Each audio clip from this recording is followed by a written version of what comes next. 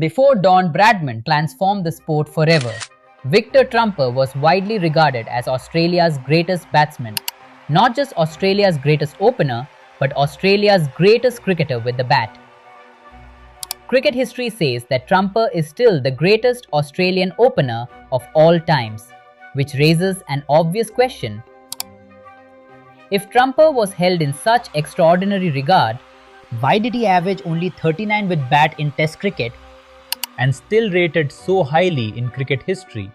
After all, Australia has produced opening legends like Matthew Hayden, Justin Langer, David Warne, Bill Lawry, Bob Simpson, Arthur Morris and Bill Ponsford, players who scored far more runs and in many cases averaged close to or above 50.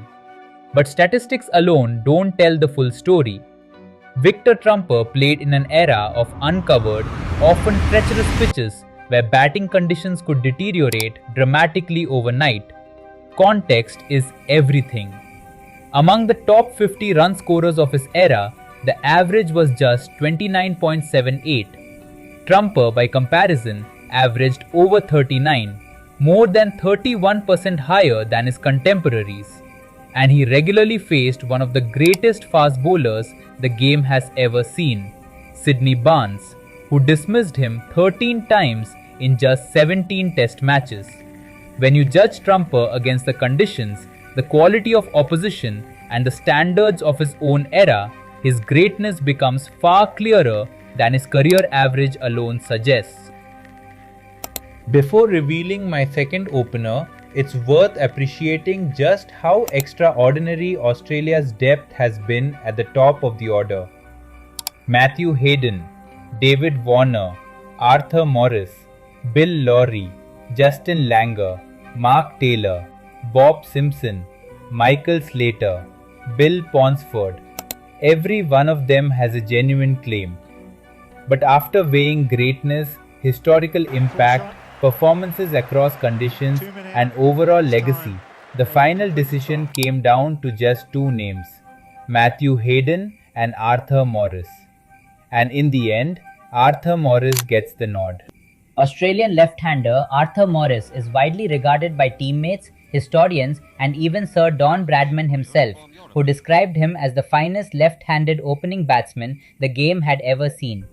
But Morris wasn't just elegant, he was exceptionally adaptable. He remains one of the very few Australian openers to average over 40 in every host country he played in, whether in Australia, England, South Africa, or the West Indies. In an era of uncovered pitches, that level of consistency across every major test destination was extraordinary, and it's exactly why Arthur Morris walks into my all-time Australian 11. At number 3, there is absolutely no debate, Sir Donald Bradman. Quite simply, the greatest test batsman the game has ever seen. Bradman retired with an astonishing test average of 99.94, a statistical outlier that remains unmatched in any major sport. He scored 29 test centuries in just 52 matches. No player in history has come remotely close to producing centuries at that rate. He not only captains this side, he remains the undisputed greatest cricketer to ever pick up a bat. Number 3 was the easiest selection in this entire 11. But choosing the next two positions was by far the toughest challenge. Australia's middle order is blessed with an extraordinary wealth of batting talent. Greg Chappell, Steve Smith, Alan Border, Neil Harvey, Steve Waugh, and even Ricky Ponting, who with Don Bradman occupying the number 3 spot, inevitably enters the discussion for a middle order berth. But with only 2 places available, some of the biggest names in Australian cricket history are destined to miss out. After weighing peak performance, longevity, performances across conditions and overall impact, my choices are Greg Chappell at number 4 and Steve Smith at number 5. Greg Chappell was the outstanding Australian batter of his generation.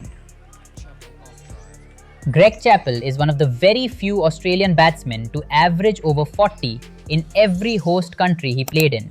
He averaged 54 in Australia, over 40 in England, more than 71 in New Zealand, 76 in Pakistan, 66 in Sri Lanka, and nearly 49 in the West Indies, in an era where overseas tours were toughest challenge in world cricket.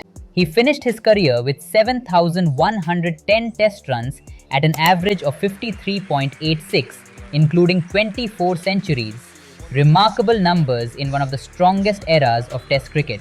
He made a century in his first and final tests, and 22 more in between. Although perhaps his single most outstanding batting performance, 620 runs at 69 in 5 unauthorized World Series Cricket Super Tests in the Caribbean in 1978-79, of a West Indian attack of unprecedented hostility, left no trace on the record books. At number 5, the debate was just as fierce. For years, I left Steve Smith out in favour of some of Australia's older greats.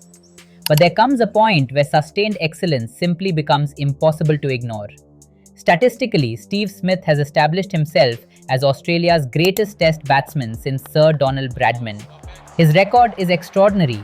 Over 10,000 Test runs, an average comfortably above 56, and centuries against every major opponent in every corner of the cricketing world. But numbers alone don't explain Steve Smith. He has conquered England, dominated in Asia, succeeded in South Africa, and produced match-winning performances at home.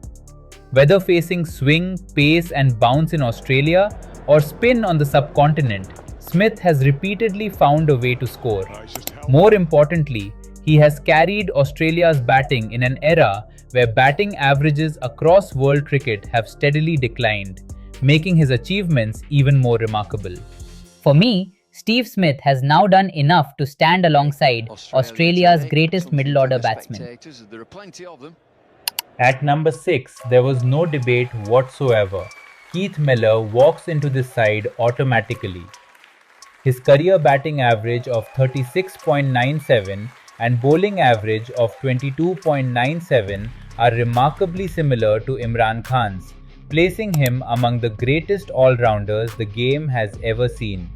Many of Miller's contemporaries believed that had he taken cricket more seriously and played for records, statisticians would have loved him even more. For Miller, cricket was entertainment, not an obsession with numbers. Yet, despite that attitude, he was one of the most devastating match winners of his generation. At the peak of his career, Miller wasn't just a useful all-rounder. He was a genuine world-class batter and a genuine strike-fast bowler. In fact, during the first phase of his Test career, he averaged over 54 with the bat while taking wickets at under 21 runs apiece. Numbers that almost defy belief for an all-rounder. Such was his impact that during the Invincibles era, there was a genuine debate. Who was Australia's greatest match winner? Don Bradman or Keith Miller? It wasn't simply hero worship. The argument was that if Bradman alone was worth 2 world-class batsmen, then Miller was worth 2 world-class cricketers himself, one as a top-class batter and the other as a strike-fast bowler. And then there was his partnership with Ray Lindwall. Lindwall brought relentless accuracy and control. Miller brought pace, hostility, and complete unpredictability. Batsmen could settle against one, but never against both. Together, they formed arguably the most complete new ball partnership of the post-war era.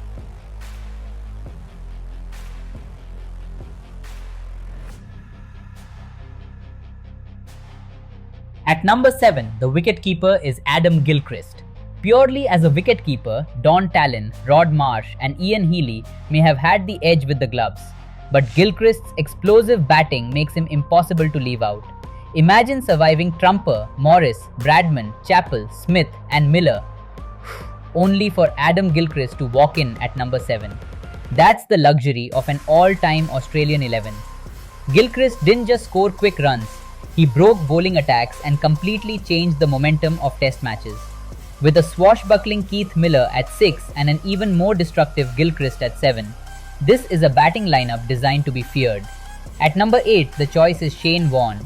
Interestingly, legends like Sir Don Bradman and Neil Harvey believed Bill O'Reilly was the greater leg spinner. But leaving Shane Warne out of an all-time Australian 11 is almost impossible. His numbers were extraordinary, but statistics alone don't define Warne. His charisma, his cricketing intelligence, his ability to outthink the world's best batsmen, and his knack for producing magic when Australia needed it most made him truly one of a kind. Warne didn't just take wickets, he won test matches and captivated millions. That's why he remains one of the greatest cricketers the game has ever seen. For 3 down for 10, the Australians were 3 for 8. So things taking a similar pattern at the moment. Lillee, that's a bouncer. At number 9, Dennis Lillee. Every great fast bowling attack needs a leader. For Australia, that man was Dennis Lillee. Fearless, fiercely competitive, and relentlessly aggressive, Lillee redefined fast bowling during the 1970s. Whether with the new ball or the old, he possessed the skill, pace, and relentless desire to dismiss the very best batsmen. For many, Dennis Lillee remains Australia's greatest fast bowler. Well, the atmosphere electric, and Lillee in to bowl the last ball of the day. He's bowled him! He's bowled him! The last ball of the day. Lillee getting one to nip back. At number 10, Glenn McGrath. If Lillee was the aggressor, McGrath was the master of precision. He didn't rely on express pace or extravagant swing. Instead, he built relentless pressure with immaculate line and length, exposing even the smallest technical flaws. With 563 test wickets and an incredible record against every major opponent, McGrath is simply one of the greatest fast bowlers in cricket history. The final spot depends entirely on the conditions. On green or seaming pitches, Lindwall completes the attack. One of the finest new ball bowlers the game has ever seen, Lindwall combined genuine pace with graceful action and outstanding control. Alongside Keith Miller, he formed one of the most feared fast bowling partnerships in Test history. But on dry turning surfaces, Bill O'Reilly comes into the 11. Widely regarded by Sir Donald Bradman and Neil Harvey as Australia's greatest spinner before Shane Warne, O'Reilly's quicker trajectory, attacking mindset, and relentless accuracy would perfectly complement Warne. That tactical flexibility gives this Australian 11 a bowling attack capable of dominating in any conditions anywhere in the world. Substitutes. As for the substitutes, these were perhaps the toughest omissions of all. Clarry Grimmett, one of the greatest leg spinners in cricket history and Shane Warne's predecessor.